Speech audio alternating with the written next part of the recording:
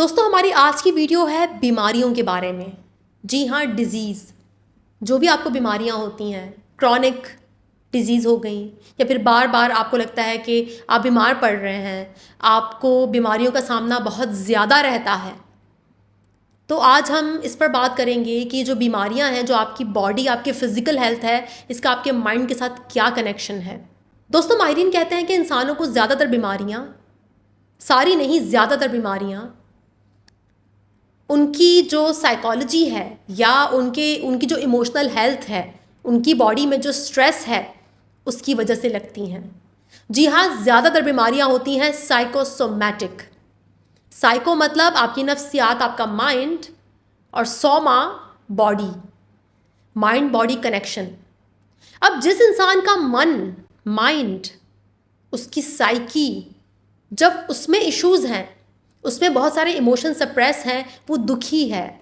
अगर आपका बचपन बहुत ज़्यादा दुख में गुजरा है, वालदैन के बग़ैर गुजरा है या वालदैन एब्सेंट रहे हैं, तो फिर जाहिर सी बात है एक दुखी बच्चा, एक दुखी मन, एक दुखी माइंड एक हेल्दी बॉडी को सस्टेन नहीं कर सकता। वो दुखी मन, वो दुखी माइंड जो है ना, आपको बहुत सी बीमारियां लगाता है, आपकी बॉडी को बहुत सी बीमारियां लगाता है। ऑटो इम्यून डिजीज़ हो गई या फिर हार्मोनल जो प्रॉब्लम्स होते हैं वो हो गए, या किसी भी किस्म की बीमारी। इसके अलावा गट, आपके गट को लेकर जो इश्यूज़ हैं, आपके स्टमक को लेकर जो इश्यूज़ हैं, आपका मिग्रेन, आपका हेडेक, आपका बैक पेन, इसमें ज़्यादातर देखा गया है कि स्ट्रेस, दुखी होना, दुख होना, मोहब्बत, लैक ऑफ लव, ठीक है, स्ट्रॉन्ग बॉन्ड, स्ट्रॉन्ग रिलेशनशिप्स ना होना, ये भी उसकी एक बहुत बड़ी वजह है। तो याद रखिएगा कि ज़्यादातर जो डिज़ीज़ होती हैं वो साइकोसोमैटिक होती हैं। इसलिए अगर आप चाहते हैं कि आपकी बॉडी हेल्दी रहे तो आपको अपने माइंड पर बहुत तवज्जो देनी होगी। जिस तन के अंदर मन दुखी है ना, वो तन भी दुखी रहेगा, वो तन भी डिज़ीज़ में रहेगा। इसलिए आपको अपनी जो आपकी हेल्थ है, फिज़िकल हेल्थ है, उसके बारे में सोचना चाहिए, लेकिन उससे पहले आपको अपनी मेंटल हेल्थ पर गौर करना होगा कि मेरी दिमागी सूरत हाल क्या है, मेरी इमोशंस की सूरत हाल क्या है, मेरी लाइफ में मेरा बचपन, मेरा अभी का टाइम कैसा गुजर रहा है। अगर आप बहुत ज़्यादा नेगेटिविटी में रहते हैं, बहुत टॉक्सिक लोगों के साथ रहते हैं, तो आपको तो पता है ना कि एनर्जीज़ कंटेजियस। एनर्जी की मिसाल तो वायरस के जैसी है, एक को है तो दूसरे को भी लग जाती है। अगर मैं बहुत नेगेटिव हूँ और आप मेरे साथ बैठे हुए हो, आप मेरी सोहबत में रहते हो, तो मैं तो वो नेगेटिविटी के वार कर करके आपको भी परेशान करूँगी, मेरी एनर्जी आप भी फील करेंगे। एनर्जी पर मैं किसी दिन एक और वीडियो बनाऊँगी, लेकिन आज मैं माइंड और बॉडी पर बात कर रही हूँ।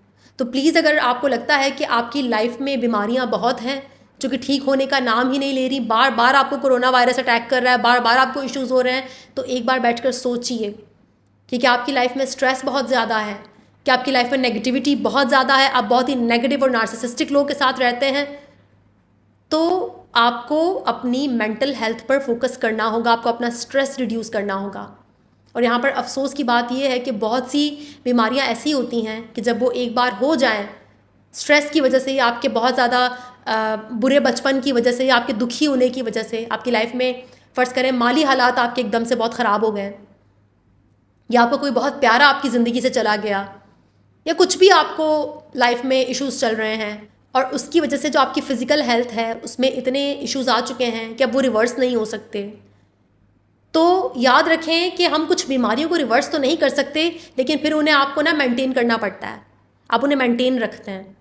मिसाल के तौर पर आपका बैक पेन, अगर आपको एक बार आपकी जो डिस्क है वो आगे पीछे हो गई या स्ट्रेस की वजह से आपको बैक पेन हो गया, तो फिर आप ना उसको सस्टेन रखने के लिए सारी ज़िंदगी बस एक्सरसाइज ही करते हो, वॉक करते हो, वेट नहीं बढ़ने देते अपना, लेकिन आप उसे ना रिवर्स नहीं कर सकते।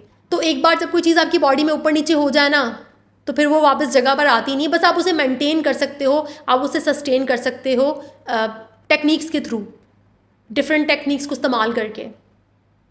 तो अपनी जो हेल्थ है उसको वैल्यू दें, अपनी मेंटल हेल्थ को वैल्यू दें और सोचें कि आप क्यों बार बार बीमार पड़ रहे हैं, आपको क्यों इतने सारे मसाइल का सामना है।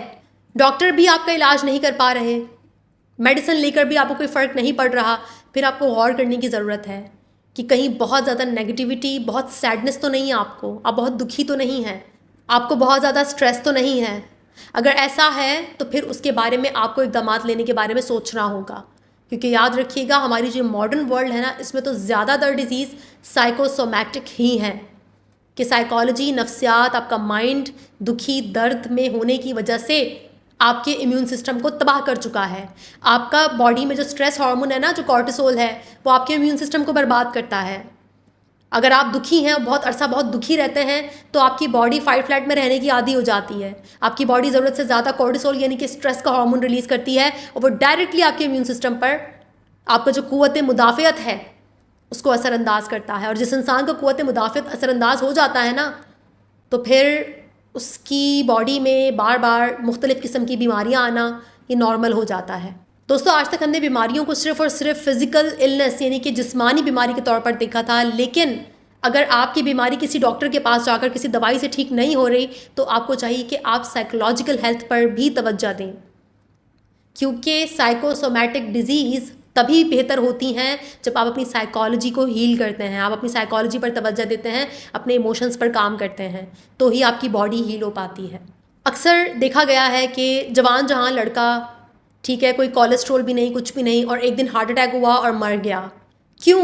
क्योंकि जो चेस्ट पेन है वो उसको बहुत ही शदीद एंजाइटी और स्ट्रेस की वजह से हुआ। वो चेस्ट पेन इतना बढ़ गया, उसने इग्नोर किया, उसने कभी उस पर तवज्जो नहीं दी, और दवाइयाँ असर करती ही नहीं है।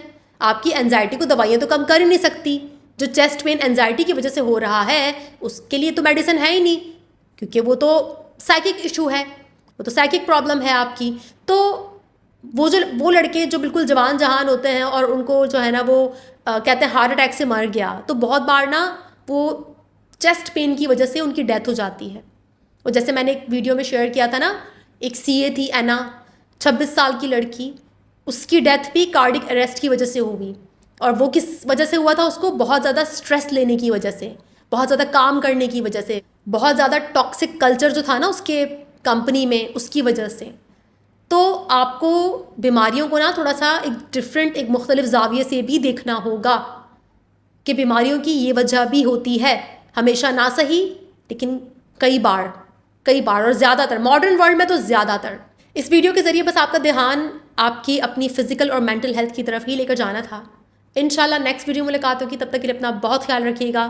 Thank you so much.